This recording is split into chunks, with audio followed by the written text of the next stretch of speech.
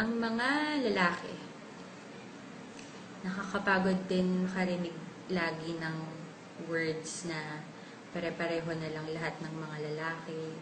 Kasi may mga kilala pa rin naman ako na seryoso at totoong magmahal.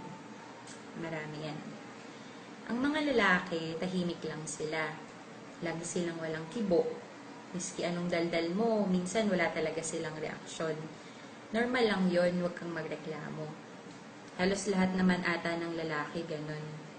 Mga lalaki minsan insensitive pero hindi ibig sabihin wala silang pake. Minsan kaya sila ganun para hindi na lang din sila masaktan. Yung mga lalaki na yan kahit walang kibo, nasasaktan din naman sila. Hindi natin alam na kahit todong ngiti sila, kahit nasasaktan, wala silang magawa, lunok na lang lahat ng sakit. Okay na sila na yung masaktan kaysa tayong mga babae.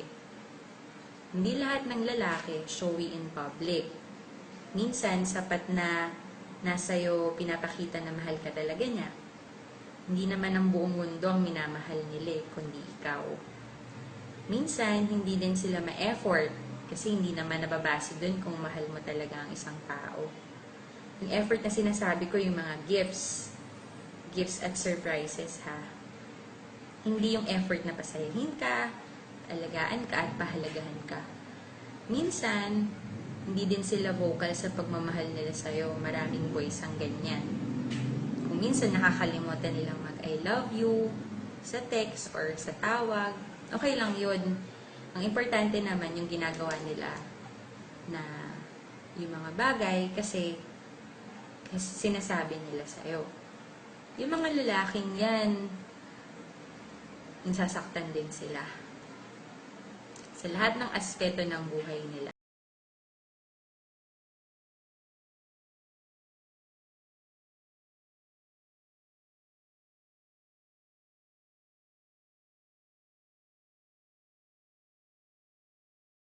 Una, kung may problema sila, huwag ka naman magre-reklamo agad.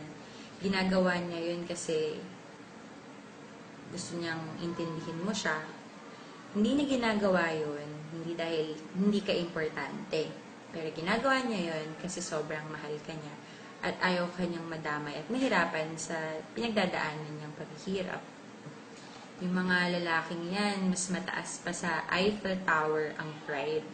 Marami yung kilalang ganyan. Normal lang yun. Huwag kang masyadong mag-e-emote na hindi ka na sinusuyo. Kung ikaw naman may kasalanan, ikaw magpakumbaba. Kasi kahit gaano pa kataas yung pride nila, kung alam nilang sila yung mali, sila naman yung nagpapakumbaba. Hindi lahat ng lalaki manloloko. Taga mo yan sa bato. Hindi dahil nagmahal ka at nabigo ka, uhusgahan mo na silang lahat. Kaya nga iba-iba tayo ng mukha. Iba-iba din naman ang ugali at saka ng pananaw sa buhay. Minsan, kaya ka naluloko kasi ibig sabihin, hindi talaga kayo yung para sa isa't isa. Minsan, pinapadanas din sa'yo ng Diyos kung paano masaktan para alam mo kung paano magmahal palalo. Tandaan mo na hindi lahat ng lalaki ay pare-pareho.